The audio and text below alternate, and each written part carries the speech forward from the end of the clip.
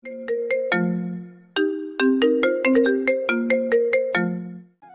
তুই তোর কোম্পানি থেকে বের হতে বলেছিস, আজ আমার বাসা থেকে বের হ তাড়াতাড়ি। এই ফাজিল মেয়ে, তুই আজ আমার গাড়ি কাজ ভেঙেছিস কেন? হ্যাঁ, এই ফাজিল ছেলে, আমি কেন যাব তোর গাড়ির কাজ ভাঙতে? হ্যাঁ, কাল অপমান করে শান্তি পাস নাই, তাই নিজের গাড়ির কাজ নিজে ভেঙে মনে হয় আমার নাম দিতে আসছস না? রিফাত আরো রেগে যায়। একদম মিথ্যে কথা বলবি না। চুপ। আর তোর কাছে কোনো প্রমাণ আছে যে গাড়ির কাজ আমি ভাঙছি? রিফাত এখন কি বলবে সে ভেবে পাচ্ছে না। তার কাছে তো সত্যি প্রমাণ নেই, তাই চুপ হয়ে যায়। তা দেখে রাহি বলে, এখন চুপ কেন? আসছিলি তো আমাকে অপমান করতে, এখন আমার বাড়ি থেকে বের হ তুই। রিফাত আর কিচ্ছু না বলে রগে দাঁত কিটমিট করে চলে যায়। রিফাতের এমন করে চলে যাওয়া দেখে রাহি অনেক খুশি হয়, তাই আবার গান ছেড়ে উড়া ধরে নাচতে শুরু করে। রাহি আরো দুদিন রিফাতের গাড়ির কাঁচ ভেঙে দেয়, কিন্তু রিফাতের কাছে কোনো প্রমাণ না থাকে রাহি কিচ্ছু করতে পারছে না। রাহি আজও গাড়ির কাঁচ ভাঙার জন্য দাঁড়িয়ে আছে। রাহি দেখছে রিফাতের গাড়ি আসে। রাহি যেই ছুটতে যাবে তখনই পেছন থেকে রিফাত বলে, আজ তোর হাত পা যদি না ভাঙছি তো দেখিস। রাহি রিফাতের কণ্ঠ শুনে ভয় পেয়ে যায়, আর ভয়ে ভয়ে পেছনে তাকায়, আর তাকিয়ে দেখে রিফাত রগি চোখে তার দিকে তাকিয়ে আছে। রাহি রিফাতের এমন অবস্থা দেখে কোনো কিছু না ভেবেই দৌড় দেয়। হঠাৎ এমন হওয়ায় রিফাত কিছু বুঝতে পারে না। কয়েক সেকেন্ড পর বুঝতে পারে যে রাহি সেখান থেকে দৌড়ে পালিয়েছে। আজ তোকে ছাড়ছি না আমি, ফাজিল মেয়ে কোথাকার। আরে দাদু তুমি? তুই এই সময়ে এখানে কেন? সে অনেক লম্বা কাহিনী। আচ্ছা চল তাহলে আমার বাসায়, তোর লম্বা কাহিনী শুনবো, সাথে তোর হাতের মশলা চা খাবো। আচ্ছা চলো, আমার জন্য অনেক ভালো হবে, এখন এমনিও তো বাসায় যাব না। তারপর রাহি তার মাকে ফোন করে বলে দেয় তার বাসায় যেতে দেরি হবে। এরপর রাহি সেই দাদুর সাথে তার বাসায় যায়। দাদু তুমি ছাতি চাও, আমি চা করে নিয়ে আসি। যাচ্ছে। এর আগে তো অনেকবার আসছিস, তাই সবকিছু চিনিস। তাও কোনো সমস্যা হলে কাজের লোকদের বলবি। আচ্ছা। তারপর রাহি চা করে ছাদে নিয়ে যায়। দুজনে অনেক আড্ডা দেয়। রাহি সব কিছু বলে দাদুকে। দাদু সব শুনে হাসতে হাসতে শেষ। তবে কলমদানি সেই ঘটনা শুনে মনটা একটু খারাপ করে। দাদু মন খারাপ করলে কেন? কিছু না। আচ্ছা তুমি থাকো, আমি চায়ের কাপগুলো নিচে রেখে আসি। রাহি চায়ের কাপ নিয়ে নিচে নামছে, এমন সময় কারোর সাথে ধাক্কা খায়। রাহি কার সাথে ধাক্কা খেয়েছে তা না দেখিয়ে বলে, কোন বট খাটাস রে, চোখে দেখতে পাস না নাকি? এই বলে যেই তার দিকে তাকাই, তাকে দেখে আমি জোরে আল্লাহ গো। রাহির সামনে রিফাত দাঁড়িয়ে। রিফাত রাহিকে থেকে রগের সাপের মতো ফুঁসছে। এই তুই এখানে কি করিস? তুই বাড়ি ছিলি না কেন? রাহি কিছু না বলে জোরে চিৎকার করে বলে, দাদু গো। রাহি ডাক শুনে দাদু নিচে আসে। দাদু এই ফাজিল ছেলে এখানে কি করে? দাদু এই ফাজিল মেয়ে আমাদের বাসায় কি করে? রাহি রিফাত আমার পিচ্ছি দাদু, আর রিফাত রাহি আমার বুড়ি দাদি। দাদু গো এই ছেলে পিচ্ছি না গো, আমারে সেদিন মারছে। চুপ ফাজিল মেয়ে কোথাকার। চুপ কর দুজন, আমি সব শুনেছি, তাই আমি যা বলবো তাই হবে। রাহি আমাদের কোম্পানিতে জব করবে। কিন্তু দাদু। রিফাতের দাদু আর কিচ্ছু বলতে না দিয়ে বলে, আমার কথাই শেষ কথা। রাহি করুণ চোখে আর করুণ কণ্ঠে দাদুকে বলে, হ্যাঁ দাদু, ও দাদু একটু শোনো না। বল। আমি জব করব, কিন্তু তোমার নাতি আমাকে কিছু বলতে পারবে না কখনো। আমি যা ইচ্ছে করি, আর আমার গায়েও হাত তুলতে পারবে না।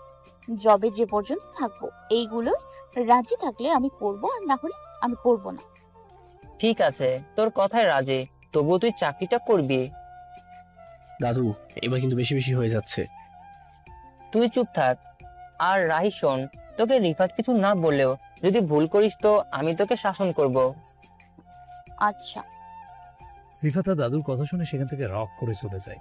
রাহি রিফাতের চলে যাওয়ার দিকে তাকিয়ে মনে মনে বলে, কাল থেকে দেখবে মজা। আমার সাথে লাগা, কাল থেকে তোর 12টা বাজাবো আমি। বলেই শয়তানি একটা হাসি দেয়।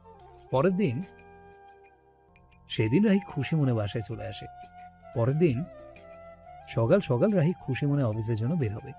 রাহির মন আজ খুব ভালো, কারণ আজ থেকে রিফাতকে অনেক জ্বালাবে। তাই অফিসে আসার পর রাহি রিতার কেবিনে যায়।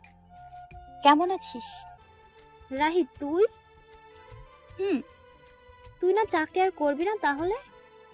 আমি চাকরি করতে আসিনি, এসছি তো রিফাতকে সাহায্য করতে। বলেই দাঁত খেলিয়ে শয়তানি হাসি দেয়।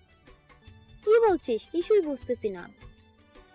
আচ্ছা শোন, তারপর রাহি রিতাকে সব খুলে বলে। বাবারে, তুই এত ফাজিল! তোকে দেখে বোঝা যায় না। রিফাত স্যার তাহলে ঠিকই বলছে। কি ঠিক বলে? এই যে তুই ফাজিল মেয়ে। রিতা চুপ, আমি আমার কেবিনে গেলাম, বাই। তারপর রাহি নিজের কেবিনে চলে যায়। কিছু সময় পর রিফাত অফিসে আসে। রিফাত এসেছে শুনে রাহি রিফাতের কেবিনে যায়। স্যার ভেতরে আসবো? রিফাত রাহিকে দেখে মনে মনে বলে, ফাজিল মেয়ে সে হাজির। তারপর রাহিকে বলে, রাহি ভেতরে গিয়ে বলে, স্যার কালকের শর্তগুলো মনে আছে তো? মনে থাকলেই ভালো, এখন বাই, আমার কাজ আছে। তারপর রাহি চলে আসে। কিছু সময় পর পিয়ন দাদা, কফি করছো কার জন্য? রিফাত স্যারের জন্য। আচ্ছা দাও, আমি করে দিই। আরে না, আমিই করে দিব, তোমার কিছু করতে হবে না। দাদা আমি অনেক ভালো পারি, দেখি তুমি সরো তো, আমি করে দিই। তারপর রাহি কফি করে পিয়নের কাছে দেয় রিফাতকে দিয়ে আসার জন্য। পিয়ন কফি নিয়ে যাবার পর রাহি তাড়াতাড়ি নিজের কেবিনে চলে আসে। একটু সময় পর রিফাতের চিল্লানোর শব্দ শুনতে পায় রাহি, তাই নিজের কেবিনে বসে হাসছে। কিছু সময় পর রাহি রিফাতের কেবিনে যায়। কফিটা কেমন হয়েছিল স্যার? রাহির কথা শুনে রগই চোখে রাহির দিকে তাকিয়ে কিছু বলতে যাবে, তখনই রাহি তাকে থামিয়ে বলে, শর্ত মনে আছে তো? না হলে দাদাকে বলছি। রিফাত রাহির কথা শুনে চুপ হয়ে যায়। আজকের কফির উপাদান ছিল কফি, লবণ, লেবু। আপনার জন্য নিজ হাতে বানিয়েছি, কেমন হয়েছিল যদি একটু বলতেন। রাহির কথা শুনে রিফাত রগ হয়ে ফুসছে, তাই রাগ কমানোর জন্য টেবিলে থাকা গ্লাসটা ভেঙে ফেলে আর চেয়ার থেকে উঠে রাহির দিকে যায়। রিফাতের এগিয়ে আসা দেখে রাহি বলে, আমার দিকে আসছেন কেন? শর্ত কি ভুলে গেছেন নাকি? না জান, শর্ত কেন ভুলবো? ও মা, এইসব কি বলতেছেন? ঠিকই বলছি তো জান, তোমার সাথে রাগ করা নিষেধ, গায়ে হাত তোলা নিষেধ, কিন্তু আদর করা তো নিষেধ না। তাই আজ থেকে তোমাকে শুধুই আদর করবো, কেমন জানো? না। কাছে আসো না, একটু আদর করি। আর লাগো, আমারে বাঁচাও। এই বলে তাড়াতাড়ি রিফাতের কেবিন থেকে বের হয়ে আসে। নাকো মা, নিজের পায়ে নিজেই কোড়াল মারলাম নাকি? অন্যদিকে রিফাত চেয়ারে বসে হাতে কলম নিয়ে তা ঘুরিয়ে ঘুরিয়ে বলছে, মিস রাহি, তুমি যদি চলো ডালে ডালে, আমিও চলবো পাতায় পাতায়। যতবার আমাকে শায়েস্তা করতে আসবে ততবার তুমি শায়েস্তা হয়ে যাবে নিজেই। রাহি তারপর অনেকবার চেষ্টা করে রিফাতকে সাহায্য করার জন্য, কিন্তু আর করতে পারে না। যখনই যা করতে চায় তখনই রিফাত আদরে গলায় রোমান্টিক কথা বলে, আর রাহি তাড়াতাড়ি রিফাতের সামনে থেকে চলে আসে। আজ সকালে রাহি অফিসে যায় আর নিজের কেবিনে গিয়ে দেখে সেখানে অন্য একটা মেয়ে বসে আছে। এইটা তো আমার কেবিন, আপনি এখানে কি করেন? ম্যাম, আমার নাম তুলি। এখানে আজ আমার জবের প্রথম দিন। এইটা আমার কেবিন ম্যাম। কি? রিফাত আজ আবার কোন নাটক শুরু করলো? রাহি রগে রিফাতের কেবিনে যায়। কেবিনে গিয়ে রিফাতকে বলে, আমার কেবিনে অন্য কেউ কেন? জানো তুমি, আমি তো তোমার জন্য অপেক্ষা করছিলাম। ওই আপনার আজারা সোহাগের কথা বাদ দিয়ে আমার প্রশ্নের উত্তরটা। জানো, আজ থেকে তুমি সব সময় আমার সাথে থাকবে। এইটা তোমার নতুন জব, সারাদিন আমার চোখের সামনে থাকবে। আমি যে কোনো জায়গায় গেলে তুমি আমার সাথেই যাবে। আমি এই জব করবো না। জানো, তুমি দাদুকে কিন্তু বলেছে তুমি এখানে জব করবে, তো আমি যে জবের কথা বলবো তাই তুমি করবে আমার জান। রাহি বিরক্ত হয়ে বলে, আমার এই জান টান বলা বন্ধ করেন, ভাল লাগে না। ঠিক আছে জান, বলবো না। ওকে বাবু? বাবু কি আবার? তুমি অসহ্য। এই বলে রাহি সেখান থেকে বের হয়ে যাবে। এমন সময় রিফাত বলে, তোমার জব হলো সবসময় আমার পাশে থাকা, তাই এখন আমার সামনে বসে থাকবে। আমি পারবো না। তাহলে আদর নেবে তুমি? না। তাহলে আমার সামনে বসে থাকো। রাহি বিরক্ত হয়ে ঠাস করে চেয়ারে বসে আর মনে মনে বলে, কেন যে আসছিলাম আমি ফাজিলটারে সাহিস্তা করতে, তারে সাহিস্তা করতে গিয়ে এখন আমি নিজেই সাহিস্তা হইতেছি। রাহি অনেকক্ষণ ধরে রিফাতের সামনে বসে আছে। রাহির আর ভালো লাগছে না। অন্যদিকে রিফাত ফাইল দেখছে আর রাহির দিকে আর চোখে দেখে মুচকে মুচকে হাসছে, যা দেখে রাহির আরো রাগ উঠছে। আপনি আমার দিকে এভাবে তাকাচ্ছেন কেন? কই? আমি দেখছি, বুঝেছেন? তুমি আমার দিকে তাকিয়েছিলে তাই এই কথা বলছো? তুই একটা অসহ্য ফাজিল ছেলে, খালি আমার পিছে লাগিস। আবার তুই করে বলে? বলুন তোর কি? তুই এটা ফাজিল, বদের হাড্ডি। ওই তুই আমাকে তুই করে বলস কেন? বলুন তোর কি? আমার মনে কইতাছে তোর গলা টিপা মেরে ফেলবি। আমি তো তোরে ছাড়ুম না। রাহি রাগে চেয়ার থেকে উঠে বলে, তুই থাক তোর অফিসে, আমি চললাম আমার বাড়ি। আমি আর এই চাকরি করতাম না। রাহি তারপর বাসায় আসার জন্য বের হয়ে আসে, আর তা দেখে রিফাত জোরে জোরে হেসে দেয়। পরের দিন রাহি বিকেলে নিজের বাসার ছাদে দাঁড়িয়ে আছে। এমন সময় দেখে রিফাত আর রিফাতের দাদু তাদের বাসায় আসছে। রাহি তাড়াতাড়ি নিচে নেমে আসে। রাহি নিচে এসে দেখে তারা সোফায় বসে আছে। দাদু, তুমি আমাদের বাসায়? দরকার আছে তাই। কি দরকার হলো যে আমাদের বাসায় অসময়ে? রাহির বাবা কোথায়? আমি ডেকে নিয়ে আসছি, আপনারা চা খান। দাদু, তুমি আসছো বুঝলাম, কিন্তু এইটাকে কেন নিয়ে আসছো? থাক, আর ঝগড়া করতে হবে না, আমার পাশে বস তুই। কিছু সময় পর রাহির বাবা আসে। তারপর সবাই কিছু কথা বলে। হঠাৎ রিফাতের দাদু বলে, আসলে আমি এখানে এসেছি একটা কারণে। কিসের জন্য? আমি রিফাতের সাথে রাহির বিয়ে দিতে চাই। এই কথা শুনে রাহি আর রিফাত একসাথে বলে, কি? আমি রাহি আর রিফাতের বিয়ে দিতে চাই। এই কথা শুনে রাহি আর রিফাত একসাথে বলে, কি? হুম। জীবনেও না। এই বুইরা খাটাস ফাজিল ছেলেরা আমি বিয়ে করব না। ওই, তুই চুপ থাক। আমি তোর মতো বদের হাড্ডি পেতনি ফাজিল মেরে বিয়ে করবো না। তুই চুপ কর। তুই চুপ কর ডাইনি। তুই আমার এই ডাইনি বললি? তোর মাথার সব চুল আমি ছিঁড়ে ফেলবো, দাঁড়া তুই। রাহি যে রিফাতের চুল ধরতে যাবে তখনই রাহির বাবা রাহিকে চোরে ধমক দিয়ে থামতে বলে। তাই রাহি থেমে যায়। তুমি এসব কি করছো? এরকম করে কেউ ঝগড়া করে? তুমি তো বড় হয়েছো, বুঝো না? রাহি এখন কি বলবে না ভেবে ন্যাকা কান্না শুরু করে বলে, ও দাদু, তুমি আমার সাথে এমন করলে? আমি আগে জানলে তোমার সাথে পরিচিত হতাম না। তুমি আমাকে এই ফাজিলের সাথে বিয়ে দিতে চাও কেন গো? হইছে, নাটক বন্ধ করো। ও আপনারা তো জানেন না রাহি আর দাদুর কিভাবে পরিচয় হয়, তাহলে শুনুন। রাহি তাদের বাড়ির সামনের পার্কে অনেক সময় গিয়ে বসে থাকতো, আর সেখানে রিফাতের দাদুও যেত। সেইখানে রাহি আর রিফাতের দাদুর দেখা হয়। তারপর তাদের পরিচয় হয়, আর রাহির পরিবারের সাথেও। রাহি করুণ চোখে দাদু দিকে তাকায়। আচ্ছা, আমি তো শুধু বলছি বিয়ে দেবার কথা, বিয়ে তো হয় নাই। তোর পরিবারের মতামতও নিতে হবে। আমরা রাজি আছি। ও বাবা গো, তুমি এটা কিটা কইলা গো? ড্রামা কুইন, ড্রামা বন্ধ কর। মা তুমি চুপ করো।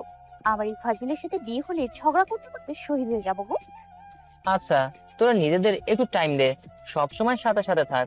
দুজনকে একটু ভালো করে বুঝে নে, তারপর তোদের মত নিয়ে বিয়ের কথা ঠিক করা হবে।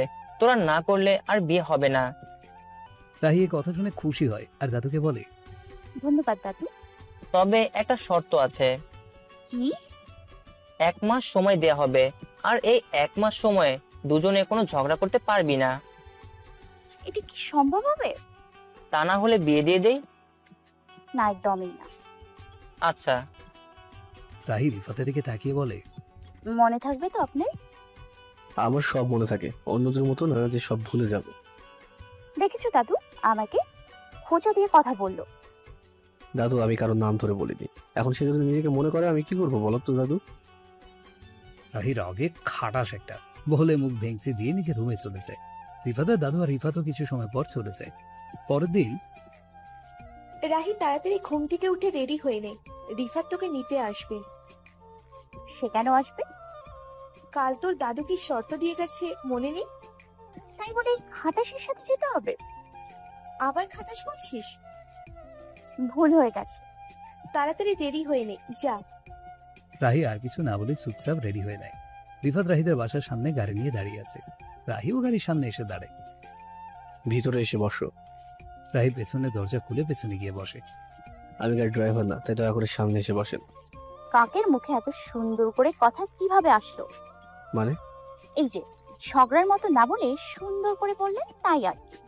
জান, আমি তো তোমার সাথে আদরে গলায় কথা বলতাম, আবার বলবো কে জানো?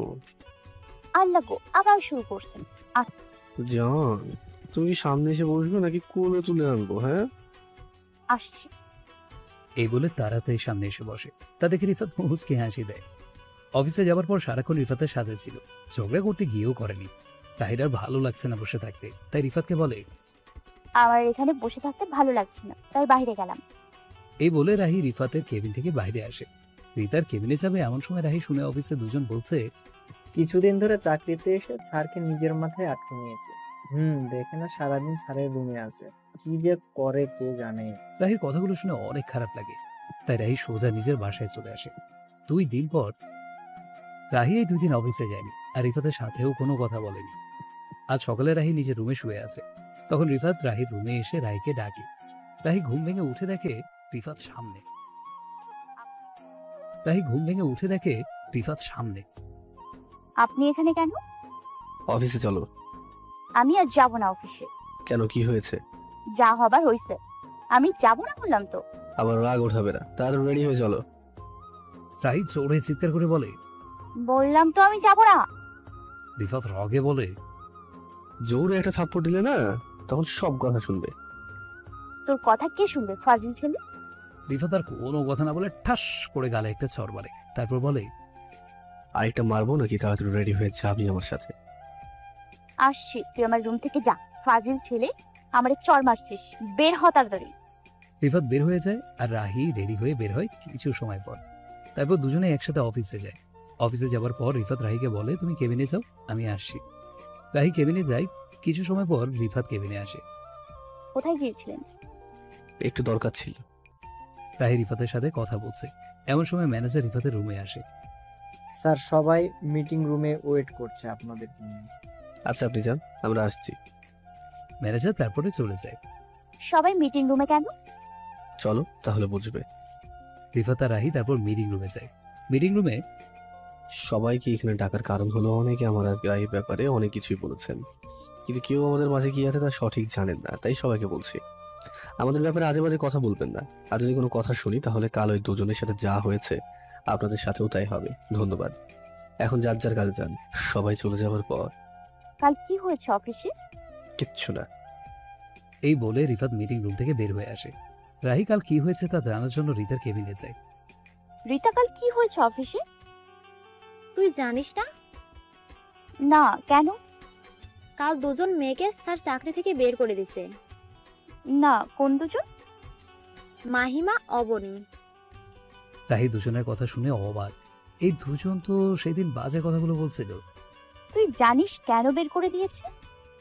তোকে নিয়ে কি সব বলছিল তাই? আচ্ছা। অন্যদিকে রিফাত নিজের কেবিনে বসে আছে। এমন সময় একজন তার কেবিনে আসে। ভিতরে আসতে পারি কি? আরে অয়ন, তুই? ওয়েটিং রুমে বসেছিলাম, এত সময় শুনলাম মিটিং রুমে ছিলি। তা সবার সাথে রাগারাগি কেন করছিস? রাহির জন্য।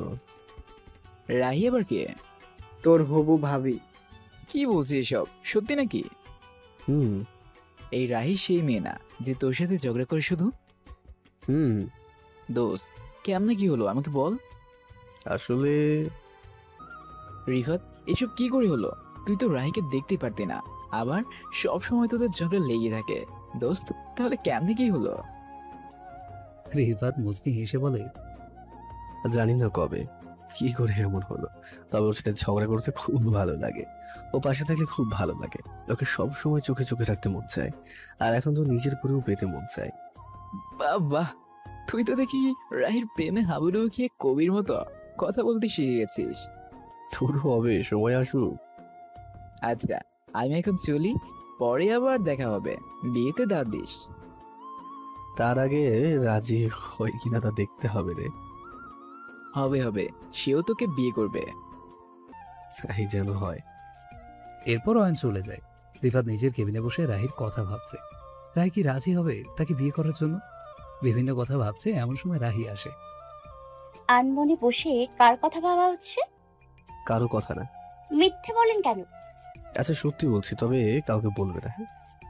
ঠিক আছে, বলেন। আমার প্রেমিকের কথা ভাবছি। সে আবার কি? আছে একজন যাকে আমি খুব ভালোবাসি।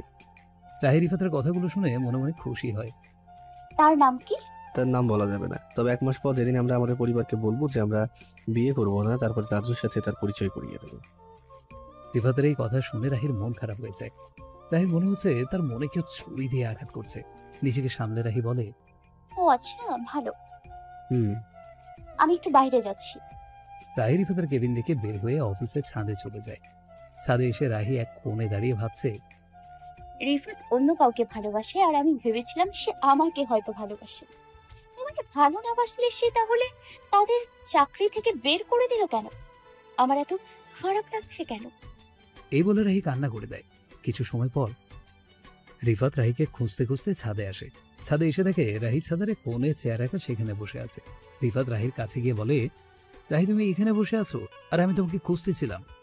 রাহি শান্ত কণ্ঠে বলে, কেন? আমি একটু আমার প্রেমিকের সাথে দেখা করতে যাব। হ্যালো বন্ধুরা, পরবর্তী পার্ট খুব তাড়াতাড়ি আসবে, তো সবাই অপেক্ষায় থাকো। আর চ্যানেলটি যারা এখনো সাবস্ক্রাইব করোনি তারা পরবর্তী পার্ট দেখার জন্য চ্যানেলটি সাবস্ক্রাইব করে রেখো। ধন্যবাদ সবাইকে, আমাদের সাথেই থেকো।